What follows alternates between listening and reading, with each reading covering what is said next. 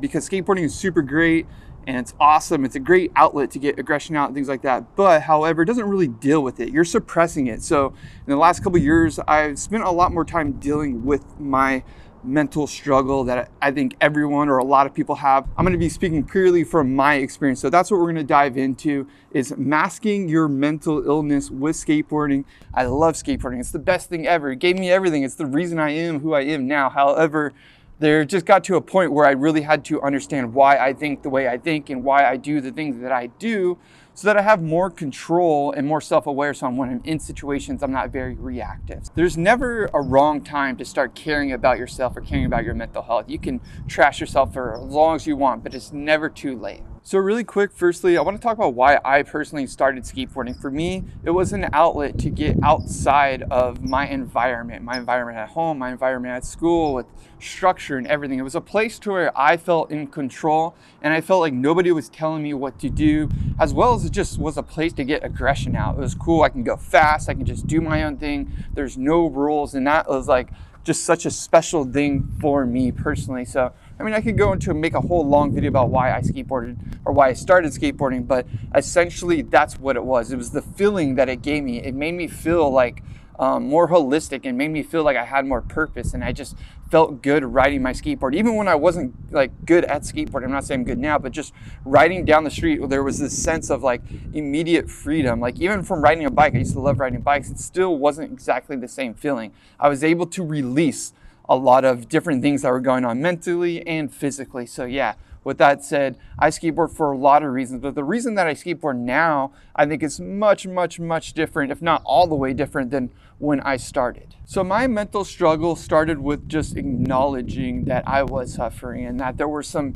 challenges that I was having. Ultimately, I have ADHD. I have some different disorders, essentially. I won't go too much into them, but there's sort of disadvantages that I had, and I never had like medicine or never really had the tools, essentially, to learn how to go through like society, through school, and through different things, go through high intense situations, go through high stress situations. Like I never had the tools in order to deal with those situations. So at some point or another, when I first started hitting dirty, so it was pretty late for me personally. It was like in my late 20s when I first started acknowledging that there was something going on with me, and it wasn't super deep. I don't have too bad of like bipolar disorder or anything like that, which normally does lead to depression and things like that. However, I do think I had like transitional depression in a way. It wasn't like core depression where I was always depressed, but there was certain things and triggers that I would kind of fall into, and I would just get so down on myself and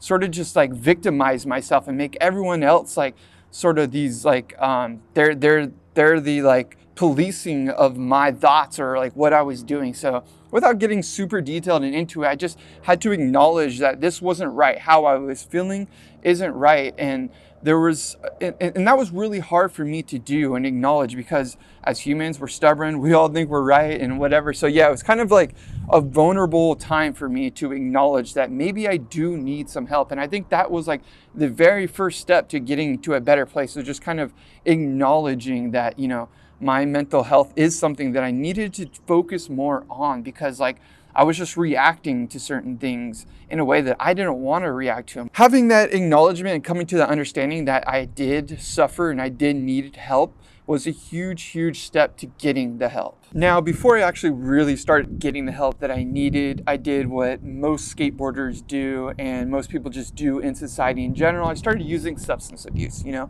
drinking more, smoking more weed, and just falling into the society's norms of coping mechanisms, essentially. That's what I started doing, is finding my coping mechanisms. It was skateboarding, drinking, smoking weed, partying, just hanging out, and neglecting myself. Essentially, that's what a coping mechanism is like, I'm in this place, how do I cope with this thing? Because I don't really know how. So instead of like having the tools neurologically and having a better understanding why I'm feeling the way I feel, I would sort of just bypass that by drinking and by smoking and by just kind of partying. So that was like the beginning of sort of a very self-sabotaging thing that I think a lot of skaters really do fall into, because it's hard for us to be vulnerable and acknowledge like, oh wait, yeah, like I am mentally struggling, like maybe I do need to get help. Because going and smoking and joint and going and drinking a beer with your buddy and looking cool and identifying with other skaters is going to make you more acceptable than just being like, hey, actually guys, like I might not think the way you think, but the reality is that there's probably a majority that actually do feel that way. For me personally, I just was going down this deeper hole of drinking and smoking. And there was one particular event I won't dive too much into, but basically I was at a wedding with my now wife, and I ended up at the hospital and my stomach was getting pumped. And after that experience from drinking too much alcohol, I actually haven't really ever drinking alcohol like that again. I drink occasionally, but yeah, I pretty much cut alcohol out of my entire life, essentially, because I got to such a low place, and I just realized that like any lower is going to just push me over the edge, and who knows what can happen. So it's kind of like you have to have those sort of pivotal moments, and that's what that was for me. It was like I was in Mexico on a hospital bed because I was drinking too much because I wasn't really dealing with my issues. So at that moment, I kind of had to come to terms with things once I got home from that trip. Now, like I said, I was developing these very unhealthy coping mechanisms, and that was the next thing that I tried to sort of transform into more of a healthy thing. It's like you can still have coping mechanisms with different environments, different situations that you don't like or you do like, and how you handle those, but it's starting to take a step back and just acknowledge why and how, not even why, but how you respond to certain things. So if someone's screaming at you or someone's kicking you out of the spot like a security guard or whatever, it's like acknowledging how you respond is really, really important with developing your coping mechanisms in the future, because you need to understand what you do. And that's something that really was transformative, I guess, essentially for me. It was like understanding the things that I was doing and my coping mechanisms and how they were actually hurting me versus helping me. And there was a comfort zone that I was getting to. Very much like skateboarding. If you just stay in your comfort zone, you're never going to learn new tools. So I kind of had to get out of that comfort zone and not just use the same coping mechanism tools. I had to try to explore some new tools. Now, I personally also started microdosing mushroom psilocybin. I made a whole video about that, and the reason was because I have such a hard time focusing and just staying prioritized on one task. And what it really helped me was developing more understanding. I was able to read books better.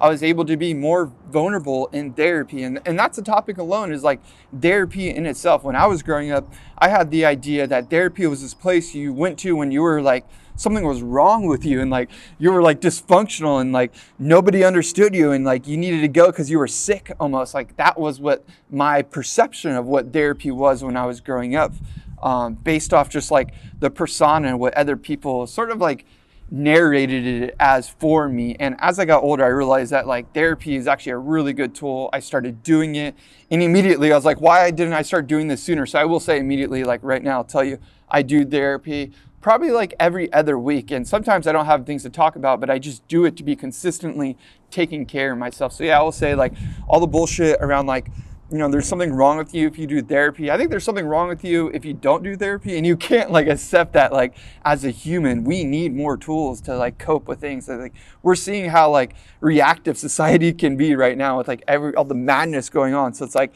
having more self-awareness comes from having a better understanding of why you act the way you act, and having a professional like a therapist is going to be the best way, because if you try to like diagnose yourself all the time, you're going to constantly end up in the same place. Like imagine if like you broke your ankle skating and you just went home and tried to like fix your ankle yourself. Like just doesn't make sense. And I realize that's not available to everyone. Therapy is not cheap.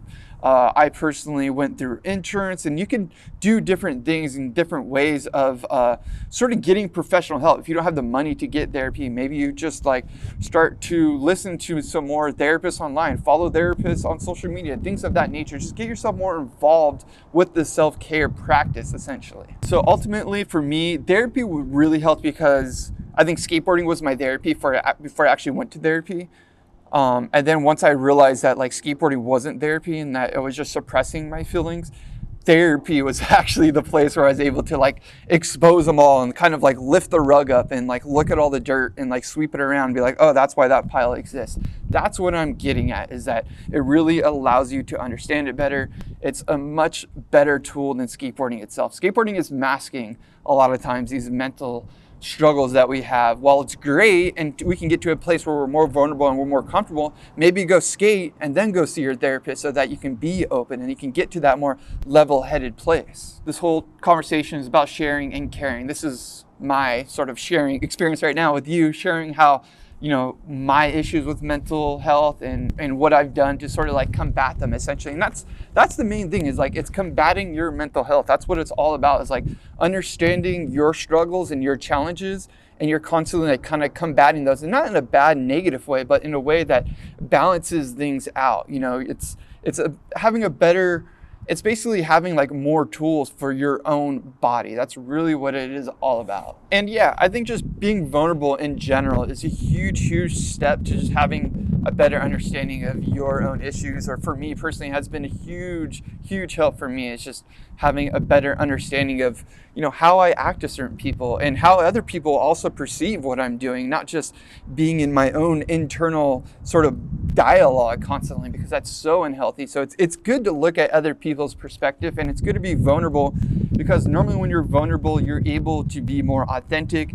In exchange of being authentic, you're going to be living more of a true, pure life. And it's not easy. It's not hard. It's easy to go drink and act tough and macho and be all toxic masculinity, like we drink beers and like I don't know, like that's the culture that like skateboarding sort of was risen by, right? In a way, like I know it's changing, it's developing. There's more exclusivity within skateboarding, and I love that, and I think that's the direction we have to go. However, I do think mental illness and mental health is something that's not advocated enough in like the skateboard world. I mean, skateboarding is still pretty small in a way, and we've had so many people take their own lives, so that it just goes to show you that like you could be the best skateboarder in the world. It doesn't mean it's going to bring you peace. It doesn't mean that like you're going to feel like more purpose. It doesn't mean that you're going to feel good just because you're a pro skateboarder, all the best tricks and everybody knows you and everybody likes you. Unless you like you and unless you are invested in you, you're not going to care. Like you're just not. So like I see it all the time. I see people suffering. I see it on the 9 Club. I see it in interviews. I'm just like, man, I want to like go and hug that person and just be like, you can say whatever you want. I'm not going to judge you. That's kind of my point of this video. So yeah, thank you for making it this far. That is kind of this channel, honestly, my YouTube channel, and you particularly watching this, you are like almost like my therapist in a way, because I'm able to just be vulnerable. To my point of being vulnerable on this channel, I try to be 100% authentic. So sometimes my opinion changes, and sometimes I grow a different opinion, and that's okay. Like it's okay to change your opinion. It's okay to change who you are. It's actually probably a good and healthy thing. So yeah, thank you is what I'm getting at. Thank you for watching my video, especially if you made it this far. I love you. I appreciate you. Appreciate all you. I love making videos. Since you made it this far though, I'm going to show you a DIY spot that my camera's kind of sitting on right now that I'm building. This is it's overexposed. That's the spot. Coming soon.